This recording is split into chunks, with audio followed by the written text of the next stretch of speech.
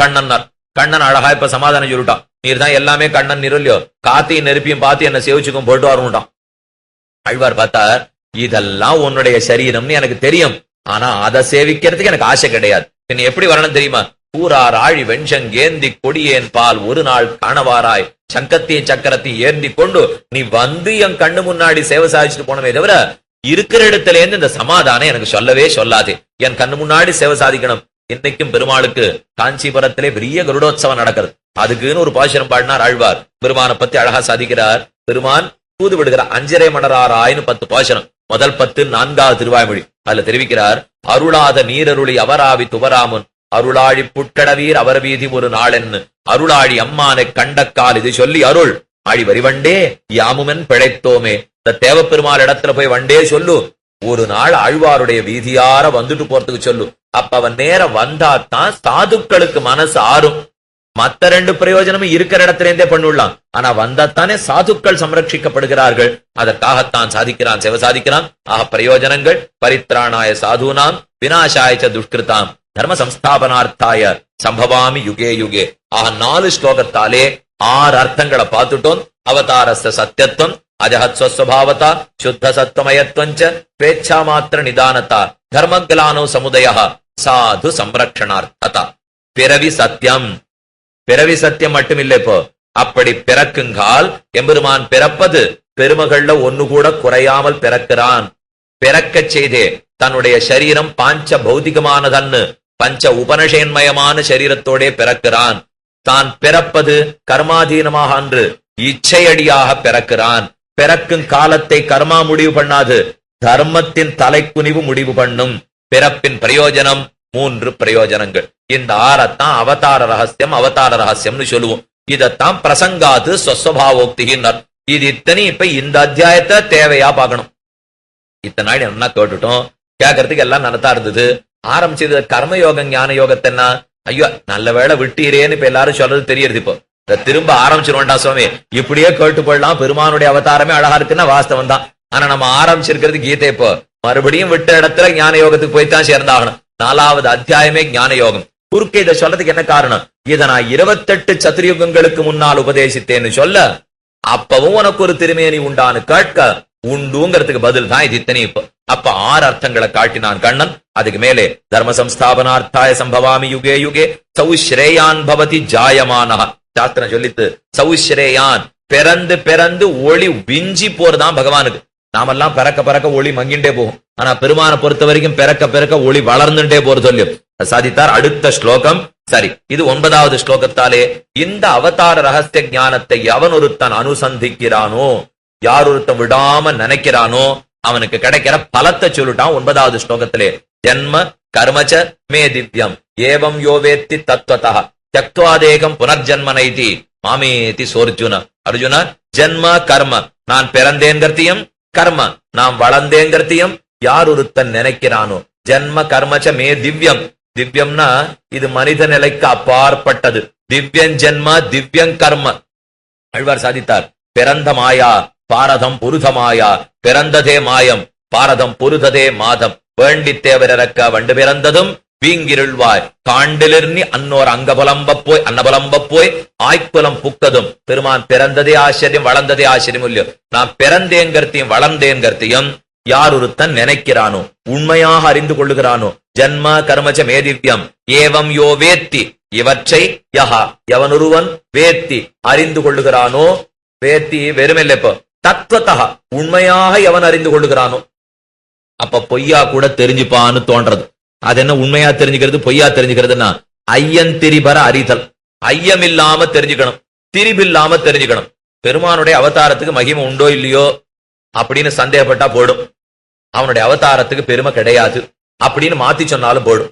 இந்த ஐயன் திரிபு 2 இல்லாதத்தான் இப்ப தத்வதான்னு சாதித்தார். அப்பா ஜன்ம கர்மச்சமே திவ்யம் ஏவம் யோவேத்தி தத்வதா, யார் ஒருத்தன் உண்மையாக அறிகிறானோ, தியக்த்வா தேகம் புனர்ஜன்மனைதி, தேகம் தியக்த்வா அவன் அதே ஜென்மத்துல கடைசியில தேகத்தை விட்டுடுறான். அடுத்த ஜென்மத்தை அவன் எடுக்கிறதே கிடையாது. அவதார ரகசியத்தை அனுசந்தானம் பண்ணினால் அடுத்த ஜென்மா அவனுக்கு இல்லை என்பதை ஸ்பஷ்டமா உரைக்கிறான் கண்ணன். தியக்த்வா தேகம் புனர்ஜன்ம நைதி நயேதி, மறுபடியும் ஜென்மத்தை அடைவது கிடையாது. இங்க எங்க போறான்? மாமேதி சோர்ஜுனா, என்ன அடைஞ்சு விடுறானே அவன் தான் பரமோதத்திலே. அதனால மறுபடியும் பிறப்பது கிடையாது. பக்தனுக்காக இருந்தால் பிராரப்த கர்மத்தை அந்த ஜென்மாவோட முடிச்சு மோட்சத்தை கொடுத்துடுறான். பிரபன்னனுக்கா இருந்தா எப்படியும் சரீரம் முடியும் தருவாயில் மோட்சம். பக்தனுக்கோ பிரபன்னனுக்கோ அந்த சரீரமே கடைசி சரீரம் என்பதை இதுல சாதித்தான். ஜன்ம கர்மச்ச மே திவ்யம் ஏவம் யோவேத்தி தத்வதா. மே திவ்யம் கர்ம திவ்யம் ஜென்ம, என்னுடைய உயர்ந்த ஜென்மா உயர்ந்த கர்மான்னா. இந்த பூர்வாச்சாரியர்கள் ரொம்ப ரசனையோட வியாக்கியானம் பண்ணி காட்டினார். திவ்யம் ஜென்மா திர்மம் கர்மா மட்டுமில்ல, மே ஜென்மா மே கர்மா மே திவ்யம். இந்த கண்ணனை பண்ண அது சொல்லிட்டே வந்தானோ இல்லையோ, என்னுடைய பிறப்பு என்னுடைய வளர்ப்புன்னு சொல்லிட்டு திடீர்னு பின்னோக்கி தன்னுடைய எண்ண அலை போயிடுத்தான். நிஜமாவே தான் பிறந்ததையும் வளர்ந்ததையும் ஒரு 5 நிமிஷம் நினைச்சு பார்த்தான். பேசவே இல்லையா அர்ஜுன் இடத்துல. ஐயோ அர்ஜுனா, நினைச்சா எனக்கே திவ்யமா இருக்கு என்னுடைய பிறப்பும் கர்மாவும், உனக்கு திவ்யமா இருக்கிறது ஆச்சரியம் இல்லை. மே திவ்யம், நான் பிறந்தே நினைச்சா எனக்கே ஆச்சரியமா இருக்கு, நான் வளர்ந்ததை நினைச்சா எனக்கே ஆச்சரியமா இருக்கு. இப்போ அழ்வார் எத்தனை பாசுரத்தாலே சாதித்தார். பெய்மல உண்டு சகடம் பாய்ந்து மருதிட போய் முதல் சாய்த்து புல்வாய் பிளந்து களறிட்ட தூமுருவல் தொண்டவாய்ப்பிரான எந்நாள்களோ யாம் உருகன்னது தோழி அன்னையர் நாணவே. பெருமான் பண்ணிருக்கிறது எத்தனை சேட்டிதம். அவன் பிறந்தது ஆச்சரியம். பிறந்து இக்கரையிலேருந்து அக்கறைக்கு போனானோ இல்லையோ, அதை விட ஆச்சரியம். போனதுலேருந்து முதல்ல பூத்தனைய முடித்தான், சகடாசுரனை முடித்தான், வத்ச கபித்தாசுரர்களை முடித்தான். தன்னுடையது அல்லாததை போல நினைத்து வெண்ணைய திருடினான். திருடினத்துக்காக கட்டுப்பட்டான். உரலோட சேர்ந்து அடிபட்டான். உரல உருட்டின் போர்ச்சே யமளார்ஜுனர்கள்ங்கிற 2 மரத்தை முறித்தான். அத்தோடு இல்லாமல் தேனுகாசுரனை முடித்தான், பிரலம்பாசுரனை முடித்தான், திருநாவர்த்தாசுரனை முடித்தான், அகாசுரனை முடித்தான், வத்சாசுரனை முடித்தான். காளிய தமனம் காளிங்கன் பேரிலே குதித்து முடித்தான். வேணுகானம் பண்ணினான், ராசக்கிரீட பண்ணினான், ஜலக்கிரீட பண்ணினான், கோவர்தனோத்தரணம் பண்ணினான், பசுமாடு கண்ணுகளை மேய்த்து கொடுத்தான். கடைசியா கேசிங்கிற அசுரனை கொன்னான். கம்சன் முதலானவர்களையே கொன்றான். இத்தனை கதையும் கண்ணன் பண்ணிருக்கானோ இல்லையோ. ஆழ்வார் ஒரே 10 பாசுரத்தில் பாடிட்டார். குறவை ஆட்சியரோடு கோத்ததும் குன்னமொன்னேந்தியதும் உறவு நீர் பொய்கை நாகங்காய்ந்ததும் உட்பட மற்றும் பல கேயத்தீங்குழல் ஊதித்தும் பின்ன தோள்கள் மணந்ததும் இத்தனை கண்ணனுடைய திவ்யமான சேட்டிதம். திருமணிஷாழ்வார் ஒரு பாசுரத்துல பாடினார். ஆயன் மாயன் மாயனேதான் கண்ணன். அவன் பண்ணது என்னவா, ஓரோரு இடத்திலே ஆனகாத்தோர் ஆனகொன்ன தன்னியாயர் பிள்ளையாய் ஆனமேத்தி ஆன உண்டி அன்னு கொன்ன முன்னினால் ஆனகாத்து மையரிக்கள் மாதரார் திறத்து முன் ஆனையன்னு சென்னடத்த மாயமென்ன மாயமே. திருமிஷாழ்வார் பாட்டு முழுக்க இப்படித்தான் இருக்கும். அவர் தானும் ஓசையில ரொம்ப துள்ளல் ஓசையில வச்சு பாடுறதுலே ரொம்ப சாமர்த்தியக்காரர் திருமிஷாழ்வார். அதனால இந்த மாதிரி பாசுரம் பாடுவார். ஆன காத்தோர் ஆன கொன்ன தன்னியாயர் பிள்ளையாய். ஆனை ஒரு இடத்திலே காத்தான், ஆன கொன்ன தன்னியாயர் பிள்ளையாய். நீ ஏன் இவ்வளவு பக்ஷபாதமா நடந்துக்கிறேன்னு எனக்கு தெரியல. ஒரு யானையை பார்த்தா கொன்னுடுற, இன்னொரு யானையை பார்த்தா காப்பாத்துறேன், ஏன்னு தெரியல. குவலையா பீடம்ங்கிற யானையை கொன்னுட்டான், கஜேந்திராழ்வான்கிற யானையை ரட்சிச்சுட்டான். ஒரே யானை ஜாதி தானே. ஆன காத்தோர் ஆன கொன்ன தன்னி ஆயர் பிள்ளையாய். ஆயர் பிள்ளையாக ஆன உண்டி ஆன காத்து. நெய், இந்த பசுமாடு கொடுக்கிற நெய்ய வாங்கி வாங்கி சாப்பிட்டானோ இல்லையா கண்ணன். மாடு மேய்த்தது கண்ணு மேய்த்தது இத்தனையும் கண்ணனிடத்தில் ஆச்சரியம். எத்தனையோ சரித்திரம் இருந்தாலும் ஆழ்வார் ஒரு சரித்திர ஆழங்கால் பட்டார். முதல் 10 3ஆம் திருவாய்மொழி. 10 அடியவர்க்கெளியவன் பிறர்களுக்கரிய வித்தகன் மலர்மகள் விரும்பும் நமரும் பெறலடிகள் மற்றொரு கடை வெண்ணெய் கரவலின் உடற்பிரையா புண்டு எத்திரம் உரனோடு இணைந்திருந்தேங்கிய எளிவே எத்திரம். எத்திரம் எத்திரம் ஆழ்வார் பாசுரத்தில் அப்புறம் சாதித்தார்.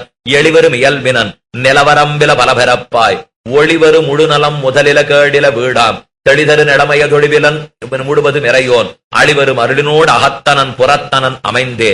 எளிவரும் இயல்பினன், எளிவான இயல்போட பிறந்து கட்டுப்பட்டு உரலோட சேர்ந்து நிற்கிறான். பெருமான் வெண்ண திருடினதே ஆச்சரியமான செய்தி. ஏதோ தன்னுடைய சொத்தை அவன் எடுத்துக்கிறதுக்கு இத்தனை பாடுப்ப திருடன் திருடன்னு சொல்லிட்டு இருக்கும். பெருமானை பார்த்து கல்வாங்கிற மொழியோ திருடத்துக்காக போனானா கண்ணன். பிறந்த நாள்ல இருந்தே அந்நிய கோபகுருக கவ்யமுஷம் யசோதா. தம் வீட்டு வெண்ணைய சாப்பிடறதுக்கு அவனுக்கு ஆசையே இல்லை, புறத்தியார் வீட்டு வெண்ணைய சாப்பிடறதுலதான் ஆசையாம். ஒரு நாளும் ஒரு இடத்துல போய் திருடுவன். திருடுறதுக்கு ராத்திரி வேளையா தேர்ந்தெடுப்பன். அழகாழ்வார் கண்டார். இவனுடைய திருமேனியோ கருப்பு, ராத்திரி வேளையோ இருட்டா இருக்கும். என்னமா வெளிச்சம் தெரிஞ்சது, இவருக்கு பாத்திரம் கண்ணுல எப்படி தெரிஞ்சதுன்னார். கௌஸ்துபம் நீங்க பெரிய நீலநாயக்க கல்லு நம்பெருமாள் சாத்தின் இருக்காடே 5 கல்லோட அதை எடுத்து சாத்திப்பனான் கண்ணன். உத்திரியத்தை போட்டு மூடிப்பன். கௌஸ்துபத்தினுடைய ஒளி வெளியில தெரியாது. ஒத்துன்னு தெரியாமல் இருளன்ன மாமேனி கருப்போட கருப்பா சேர்ந்து போடுவன். ஒரு வீட்டுக்கு போன உடனே எங்க இருக்கு பாத்திரம்னா உத்திரியத்தை கழட்டுவன். இதுல இருந்து ஒளி நன்னா பிரசரிக்குமா, அந்த ஒளியில ஒளியாவண்ண உண்டான்னு அங்குரலோடு ஆய்ச்சி சேர்த்து கட்டி வச்சா ஒளியாவண்ண உண்டான். இந்த ஒளியினால வெண்ணைய தேடி கண்டுபிடிச்சு சாப்பிட்டுட்டே இருப்பானா. சத்தம் அறவை ஏதானு கேட்கறாப்புல இருந்தா உத்திரியத்தை மூடி நடுவான், இருட்டா போடும். ஏன்னா இந்த இடத்துல இருந்தா கௌஸ்தவம் ஒளி உமிழுது. இப்படி திருடின்னு இருக்கிறச்சே ஒருத்தி கையும் மெய்யுமா ஒரு நாள் பிடிச்சு விட்டான். பிடிச்சவ கேள்வி கேட்டா, கஸ்தம்பால பிள்ளாய் நீ ஆறுனா. இந்த பிள்ளை பதில் சொல்லணும் இல்லையோ? நான் கண்ணன் சொல்லியிருக்கலாம், இல்ல நந்தகோபாலன் குமரன் சொல்லலாம், யசோதை இளம் சிங்கம்னு சொல்லலாம். இது அழகா தானு தேர்ந்தெடுத்து பதில் சொல்லிது, பலானுஜஹா, நான் பலராமன் தம்பின்னுது. அந்த ஊர்ல பலராமனுக்கு ரொம்ப சாதுன்னு நல்ல பேர். அவர் தம்பியோ இல்லையோ, அவனை விட நான் பரமசாது சொல்லுடான் கண்ணன். பலானுஜஹா கிமிகத்தே, இந்த வீட்டுக்கு எதுக்கு வந்தேன்னா, மண்மந்திரா சங்கையா, எம் வீடு நினைச்சுன்னு வந்துட்டேன். இந்த திருவாய்ப்பாடியில எல்லார் வீடும் ஒரே மாதிரி இருக்கும் இல்லையோ? இப்ப கட்டி வைக்கிறாளே ஒரே மாதிரி பொட்டி பொட்டியா தீப்பட்டி பொட்டி பொட்டியா எல்லா வீடு, அந்த மாதிரி அன்னைக்கும் கழுவிட்டா போதும். அதனால இது எம் வீட்டை போல இருந்து உள்ள நுழைஞ்சேன்னா சரி. உள்ள நுழைஞ்ச வாஸ்தவம் தன் நவநீத பாத்திரம் வரை ஹஸ்தம் கிமர்த்தன்னசே, அந்த நவநீத பாத்திரத்துல ஏன் கையை வச்சேன்னாவோ, வெண்ண பாத்திரத்துல ஏன் கையை வச்சே?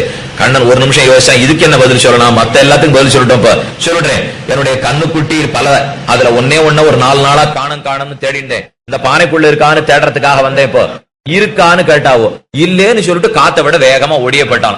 இதுதான் பொருந்தாத பொய் சொல்றதுல சாமர்த்தியம். பொருந்தர பொய் மட்டும் கண்ணன் சொல்லவே மாட்டான். அதுதான் ஆண்டாள் ஏலா பொய்கள் உரைப்பான இங்கே போத கண்டீரேன்னா. பொருந்தர பொய் சொன்னா கண்டே பிடிக்க மாட்டாளோ இல்லையோ? அவனுக்கு கண்ணனை பொறுத்த வரைக்கும் கண்டுபிடிக்கணும் அவன் பொய்ய. 4 பேர் மொத்தணும், 4 பேர் அடிக்கணும். இதுக்காகவே தானே கீழே வந்து பறந்திருக்கான். தேசிகன் சாதித்தார், விரஜயோஷி தபாங்க வேதனீயம் மதுரா பாக்யம் அனன்ய போக்ய மீடே வசுதேவ வது ஸ்தனந்தயம் தத் கிமபி பிரம்ம கிஷோர பாவ திருஷ்யம். இதெல்லாம் ஏதோ வேடிக்கைக்கு பண்ணாப்புல இருக்கும். ஆனா உண்மை ஜன்ம கர்மச்ச மேதிவ்யம். நான் பிறந்தேன் என்னும் வளர்ந்தேன் என்னும் எவன் ஒருத்தன் நினைக்கிறானோ அர்ஜுனா, அது அவனுக்கு கடைசியான பிறப்பு. மேல அவன் பிறப்பதே கிடையாது. ஆழ்வார் ஒத்தர் பாசுரத்தில் பாடினார், வெள்ளிமலை இருந்தால் ஒத்த வெண்ணை வாரி விழுங்கிட்டு கல்வன் உறங்குகின்றான். வெள்ளிமலையை போல வெண்ணையை திரட்டி வச்சிருந்தேன், அத்தனையும் சாப்பிட்டுட்டு ஒண்ணும் தெரியாத மாதிரி இந்த பிள்ளை படுத்துட்டு இருக்கே புத்தி சொன்னாலாம்.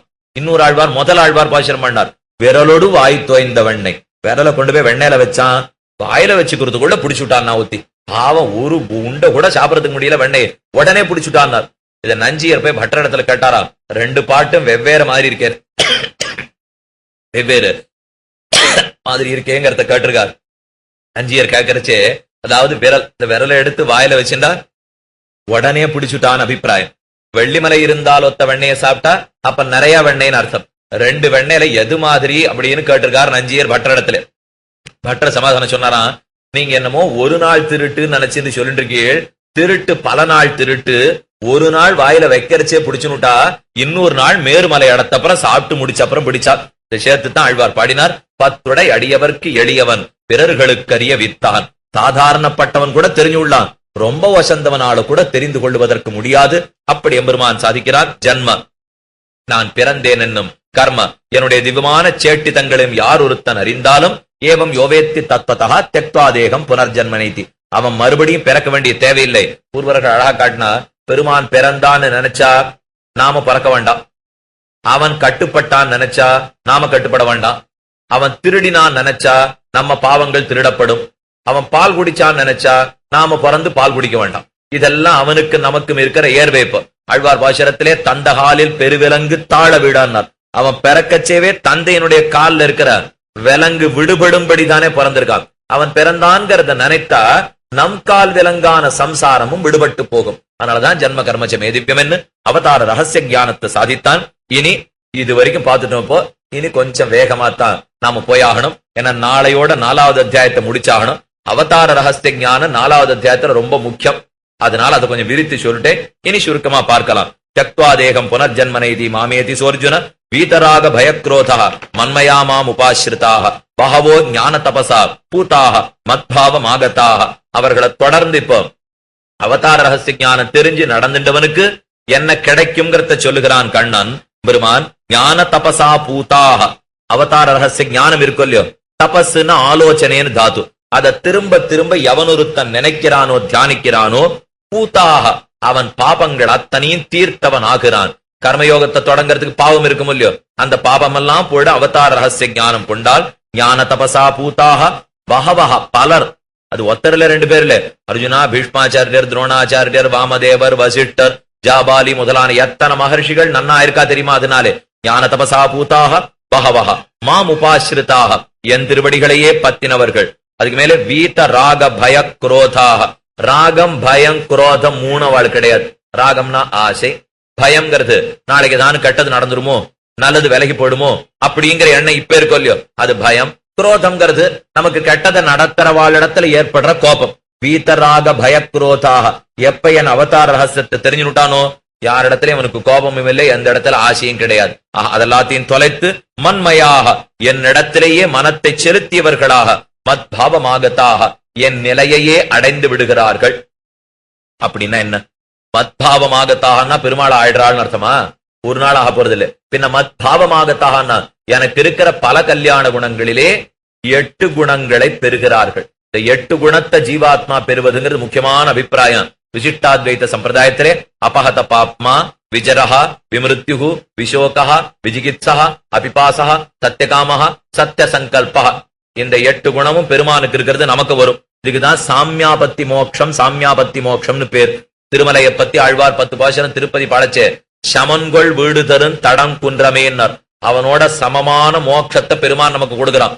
சமமான மோட்சம்னா நான் ஸ்ரீயப்பதி ஆயிட முடியுமா? கண்டிப்பா முடியாது. நான் ஜெகத்காரணம் ஆயிடலாமா? நிச்சயமா முடியாது. நாள்ல இருந்து நான் சிருஷ்டிக்கலாமா? கண்டிப்பா முடியாது. இதெல்லாம் நமக்கு வந்துடவே போறதில்லை. அது அவனிடத்துலதான் இருக்கும். ஒரு 8 குணங்கள் மட்டும் அவனிடத்திலேருந்து நமக்கு வரும். அபஹத பாப்மா, இனி பாபம் தீண்டாது. விஜரஹா, மூப்பு ஏற்படாது. விசோகா, சோகம் கிடையாது. விமிருத்யுஹு, மரணம் கிடையாது. அபிபாசஹா, விஜிகித்ஸா, இனி அவனுக்கு பசி கிடையாது, தாகம் கிடையாது. சத்தியகாமஹா, உண்மையான குணங்களோட இருப்பன். சத்திய சங்கல்பஹா, எடுத்த செயல் முடிஞ்சிடும். இந்த 8 குணமும் பரமானுக்கு இருக்கிறது நமக்கும் வருது இல்லையோ, இதத்தான் சாமியாபத்தின்னு சொல்லுவார்கள். மத் பாவம் ஆகத்தாக. இதை நான் கொடுத்துறேன் அர்ஜுனா அவனுக்கு. ஆக யார் வீதராக பயக்ரோதாக மன்மையாக மாமுபாசிரிதாக பகவோ ஞான தபசா பூதாக மத் பாவம் ஆகத்தாக அவதார ரகசிய ஞானம் கைவந்தவனுக்கு இந்த பெருமகள் கிடைக்கும்னு சாதித்தான். அதற்கு மேலே இப்ப விபவாவதாரத்தை பத்தி இத்தனையும் சொல்லிட்டான். கீதா அன்னியோட முடிஞ்சு பட போறது. கண்ணனும் கிளம்பட போறான். இப்ப நமக்கு கண்ணனை பத்தின்னு சொல்லிட்டு போனானே, நமக்கு கண்ணனே இல்லையே. இப்போ நாம என்ன பண்றதுன்னு சந்தேகம் வந்துருமோ இல்லையோ. நமக்காக சொல்லிட்டு போன ஸ்லோகம் இது. அர்ச்சாவதாரத்திலும் இதுவேதான். நான் விபவத்தை பத்தி எத்தனை சொல்லியிருக்கேனோ அர்ஜுனா, அது அத்தனையும் அர்ச்சைக்கு பொருந்தும். ஏ யதாமாம் பிரபத்யந்தே தாம்ஸ்ததைவ பஜாம்யஹம் மம வர்த்மானு வர்த்தந்தே மனுஷ்யா பார்த்த சர்வசா. ஏ யதாமாம் பிரபத்யந்தே, ஏ எந்த தாழ்ந்தவனும், யதா எப்படியும், மாம் என்னை, பிரபத்யந்தே பற்றி சேவிக்க வேணும் என்று ஆசைப்படுகிறானோ, எந்த தாழ்ந்தவனும் எப்படி வேணா என்ன சேவிக்கட்டும்னு ஆசைப்படட்டும். பட்டாலும் தாம் ஸ்ததைவ பஜாம்யஹம், அப்பப்படியே அவர்களுக்கு சேவை சாதித்து சென்று கிட்டுகிறேன். அப்ப எந்த ரூபத்துல என்ன சேவை சாதிக்க ஆசைப்பட்டாலும் அந்த ரூபத்துல அவர்களுக்கு நான் சேவை சாதிக்கிறேன். இந்த இடத்துல வேதாந்தேசிகன் சாதித்தார், அனேன அர்ச்சாவதார விற்த்தாந்தோபி அத்தர சங்கிரஹீதா. இங்க அர்ச்சாவதாரத்தை மனசுல கொண்டுதான் பெருவான் சாதிக்கிறானோ. யார் எப்படி சேவைக்கு ஆசைப்பட்டாலும் அப்படி சேவை சாதிக்கிறானோ இல்லையோ. எனக்கு 2 தோளா உண்டே, போய் சேவிச்சுங்கோ திருவல்லிக்கணி பார்சாரதி. 4 தோள்கள் வேணுமா? எத்தனையோ திவ்யதேசம். 8 தோள் வேணுமா? அஷ்டபுஜம் காஞ்சிபுரத்துக்கு பக்கத்துல சேவை சாதிக்கிறான், போய் சேவை சாதிங்கோ. சைனத்த திருக்கோலம் வேணுமா? திருக்குடந்தையில சேவிச்சுங்கோ, திருப்புளிங்குடியில சேவிச்சுங்கோ, திருவெக்கால சேவிச்சுங்கோ, ஸ்ரீரங்கத்துல சேவிச்சுங்கோ. எங்கெங்க வேணுமோ. நின்ன திருக்கோலம் வேணுமா? காஞ்சி தேவ பெருமானா சேவை சாதிக்கிறான், திருக்குறுங்குடி நம்பியா சேவை சாதிக்கிறான். அமர்ந்த திருக்கோலம் வேணுமா? வனமாமலைக்கு போங்கோ, காய்ச்சின வேந்தன் திருப்புளிங்குடி பக்கத்திலே ஸ்ரீ வரகுணமங்கை, அங்க சேவை சாதிக்கிறான். அங்கங்க எப்படி வேணுமோ அப்படியெல்லாம் சேவை சாதிக்கிறான் இல்லையோ. ஏ யதாமாம் பிரபத்யந்தே தாம் ஸ்ததைவ பஜாம்யஹம். ஆரார் எப்படி என்ன விரும்புகிறார்களோ அர்ஜுனா, அப்படியெல்லாம் சேவை சாதிக்கிறேன். அதுக்கு மேல அழகா ஆழ்வார் பாசுரத்தை உதாகரித்து காட்டினார். தமருகந்ததெவ்வுருவம் அவ்வுருவம் தானே, தமருகந்ததெப்பேர் மற்ற பேர். முதலாழ்வார்கள் பாசுரம். தமருகந்ததெவ்வுருவம் அவ்வுருவம் தானே. அடியார்கள் எந்த உருவத்தை ஆசைப்படுறாளோ அந்த உருவத்துல சேவை சாதிப்பன். தமருகந்ததெப்பேர் மற்ற பேர். அடியார்கள் என்ன பேர் சாத்துறாளோ அந்த பேரோடையே இருக்கிறான். ரெண்டுத்துக்கும் ஒரே ஒரு கதை மட்டும் சொல்றேன் புரியறதுக்காக. பூர்வாச்சாரியர்களுடைய சரித்திரத்தில் இருந்து ஸ்ரீரங்கத்துல பெரிய திருப்பாவாடைங்கிற உற்சவம் நடக்கும். பட்னம் படி 1008 படி. பெருமாளுக்கு முன்னாடி பாவாடை விரித்து அன்னத்தை சேர்த்து அட்டு புவிசோத்து பருப்பதம். பெருமாளுக்கு எல்லாம் தளிய கண்ட்ரோல பண்றாலும் இல்லையோ. அன்னகோட்ட உற்சவம் நாம சொல்லுவோம். பெரிய திருப்பாவாடைன்னு ஸ்ரீரங்கத்துல சொல்லுவார். ஜேஷ்டாபிஷேகம் பெரிய திருப்பாவாடை அடுத்தடுத்த நாள் வரக்கூடிய உற்சவம். என்ன உற்சவம் கோவில நடந்தாலும் குழந்தைகள்லாம் காவேரி கலையில அதே மாதிரி தாங்க நடிச்சு வேஷம் போட்டு பாத்துப்பா. நாடகம் நடத்துற மாதிரி. நீங்க திருவல்லிக்கண்ணில பாத்துட்டீங்கன்னா முன்னாடி பெருமாள் எழுவர், பின்னாடி சின்ன பெருமாள் அதே வாகனத்தோட குழந்தைகள் எல்லாம் பின்னாடி ஏழை பண்ணி போவா. கொஞ்ச நாள் முன்னாடி கூட இது நடந்துட்டு. சரி, அந்த வயசுல இருந்தே ஆசை தூண்டட்டும்ங்கிறதுக்காக காவிரி கரையிலே குழந்தைகள்லாம் பெரிய திருப்பாவாட உற்சவம் கொண்டாடிட்டு இருக்கா. ஒரு பிள்ளை என்ன பண்ணா, எங்க போறது ரங்கநாதனுக்கு ஸ்ரீரங்கநாச்சி